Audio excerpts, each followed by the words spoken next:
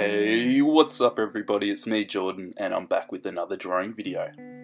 This time I'm doing a drawing of Shin-Ah from Akatsuki No Yona, and I'm just going to pretend that I didn't spend 5 minutes searching YouTube on how to pronounce that, and I probably still got it wrong anyway. These names are just too hard for me to pronounce, guys. I'm sorry, I do my best. I haven't even seen the anime, so I have no idea, but I try. This was a request I got a while back, so hopefully you stuck around and you actually get to see it finished. I just have this feeling that there's a bunch of people who request drawings and then it takes me ages to do and they're not even like sticking around on my channel and never see it. Like I said before, I haven't seen this anime yet, so I had a look for some references and I found this really kind of sketchy drawing of this character. It wasn't coloured or anything, it was just like a really basic sketch. But I thought it was pretty cool because it was obviously this character when he was a child, and a lot of the other drawings that I saw were him when he was older, which I assume is what he is currently in the show. I don't really know much about this character, but I think his mask looks really cool. It kind of reminded me of like a combination of Ichigo's mask from Bleach and Princess Mononoke's mask as well. So it was really fun drawing this one, and hopefully it turns out looking like who it's meant to and not just some random anime character. So what I'm doing right now is just going in with my Prismacolor pencils. It was my birthday recently, well depending when you're watching this video, it was in October, and I decided to go out and buy some more art supplies. So I'll probably make a video for you guys and kind of show you some of the new stuff that I got. I got a few different things. I got a bunch more Prismacolor pencils because I use them so much. I thought it's kind of worth getting a few more colours, some more kind of skin tones and stuff specifically. They didn't really have many Prismacolor sets that I wanted to get. They had a couple really big ones, but I was kind of surprised that they didn't have like a skin colour set because I thought that would be pretty handy. I imagine they probably sell that, but they just didn't have it at the store. So I ended up just buying the Prismacolors separately. And it's really nice buying coloured pencils instead of Copics because they're just so much cheaper. I think the Prismacolors were like $2.50 or something each, and that's a lot better than buying Copics, so that was pretty nice. I think I ended up buying about 20 of them, and the annoying thing is when you buy them separately, at least from the shop that I got them from, none of them were sharpened, so you pretty much break your wrist having to sharpen that many with my little manual sharpener. I really got to get a new sharpener, I think, like one of those electric ones, or where you just wind the handle. I think Bailey J made a video recently of a new pencil sharpener that she got, and that seemed like it was pretty good. It seemed to sharpen the pencils to a really nice point, but on the downside it kind of looked like it went through the lead really quick, like you sharpen your pencil twice and it's already halfway gone. I just want a sharpener that doesn't crack the leads, because there's nothing more frustrating than when you're trying to sharpen your pencil and you literally go through half the thing because it just keeps cracking. And I think that's sometimes because like if you drop your pencil then the lead just cracks inside, and that is just like the most frustrating thing ever. So I'm colouring his blue skivvy thing. I don't really know what the deal with that is, but I struggled a little bit with this one, honestly. I wasn't really sure how I wanted it to look. I didn't really want it looking completely flat, like it kind of did in some of the pictures that I've seen. I wanted it to have like a little bit of texture to it.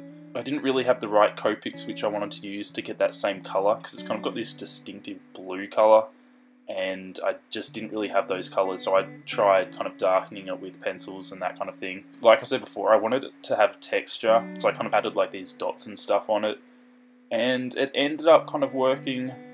I wasn't really like 100% on it, but it ends up kind of coming together when I put some pastels on top of it, and it doesn't look too bad. I don't know guys, maybe it looks like I just don't know how to blend Copics, but my theory behind it was that he kind of looks like the dude who kind of chills out in the forest, maybe. I haven't seen the show, so I have no idea, but he just looks like he'd be kind of living it rough a little bit. I don't know, living with animals and stuff. So I kind of thought that he'd be a little bit scruffed up. He'd have some dirt on him, a little bit of texture. And I kind of got the idea from my Thorfinn drawing. I think that's what he's called, that I did a while back. And he's got like all the dirt and blood and grime on him. And originally I was going to put blood on this character, but then I thought that might be a little bit weird because it's probably nothing like the anime. and I'll just have like this blood-drenched little kid. And that's kind of generally what happens when I start adding blood. I'm like, yeah, I'll just add a little bit of splashes of blood here and there, and next minute there's just blood everywhere. And it looks like a massacre scene. So I thought I'd better not add any blood so I can't get carried away with it, and I'll just leave it at this. I can't be the only one who does this. You know when you'd like do a drawing and it's all looking good, and then you're like, oh, I've got this idea, I'll kind of add a little bit more stuff to it, whether that's blood or, I don't know, just some crazy shading or something. I often do this when I'm adding like some weird colours for the shading, like some purples and stuff like that. And it all seems good at the time. You add a little bit more, you kind of keep going, you're like, yeah, I'll just do a little bit more. And then like an hour later, it's just like, shit's going crazy.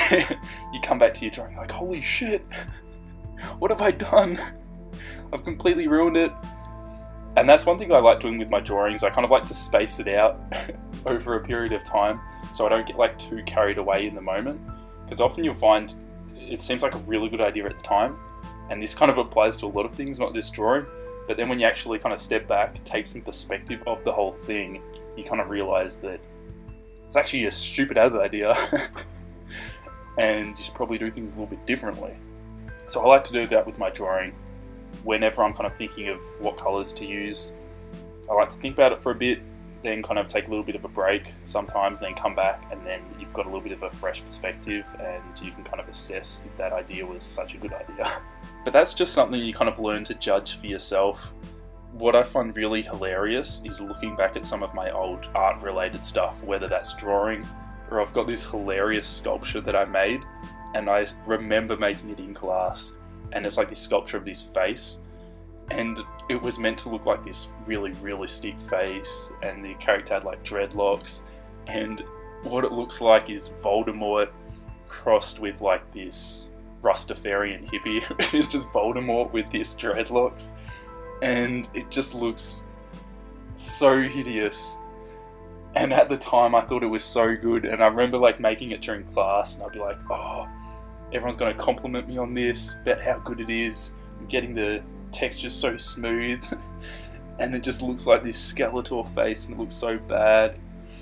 And I think this is something that happens to a lot of kind of newer artists, and I don't mean this to offend anyone, but a lot of the times, because I was exactly the same, and I might even be like this at the moment, I don't know, but you think your work is so good, and it's not until like years later sometimes that you kind of look at it with fresh eyes. You kind of realise that it wasn't that amazing, and some of the critiques people might have been giving you about it kind of make sense now. But at the time you didn't really want to listen to them. You're just like, no, you don't know what you're talking about. You just don't appreciate my art. So I guess what I'm trying to say, I don't even know what I'm trying to say. That was just a massive tangent. I guess I'll just wrap it up by saying that you should always listen to critiques, and sometimes stepping away from your art and kind of coming back with a fresh perspective a little bit, you'll often get better results than if you just try and smash your drawing out in one sitting. That being said, there's kind of the opposite of that, which sometimes like you get in a really good flow when you're drawing, and sometimes it's good to stay in that. So I kind of just contradicted myself just then, but you know, that's life.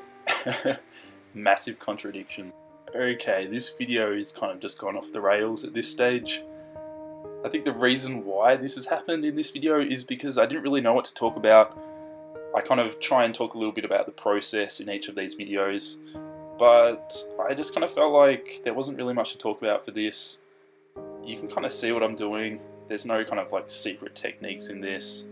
It's all pretty straightforward. As you can see at the moment, I'm kind of going in with my gel pen, and as usual I'm going crazy. I don't know what I was thinking. I just think it looks cool with lots of highlights, so I kind of just go with it. For the background for this, I wasn't really too sure what kind of colours I wanted to do. I ended up thinking doing a similar colour to his eyes would be kind of cool. It doesn't really show up the best with this camera, but you kind of can see what's happening. I kind of thought it would look a little bit like fireflies or something. I wanted a little bit of a glowing effect, and I thought that looked kind of cool. It doesn't show up very well in this scanned image either. I really need to buy a new scanner that can actually scan a decent image instead of making it look terrible, which is pretty much what my scanner does. But if you want to see better quality pictures of my artwork, go check me out on Instagram. I take photos on there and you'll see progress shots and that kind of thing, and it's way better quality than my stupid scanner. So check me out on there, and that's pretty much it for this video. Hope you guys liked it. I know it was a little bit of a rant and it kind of just went off the rails and I don't know what the hell I was talking about, but hopefully next week's video won't be that crazy, and I'll see you guys then.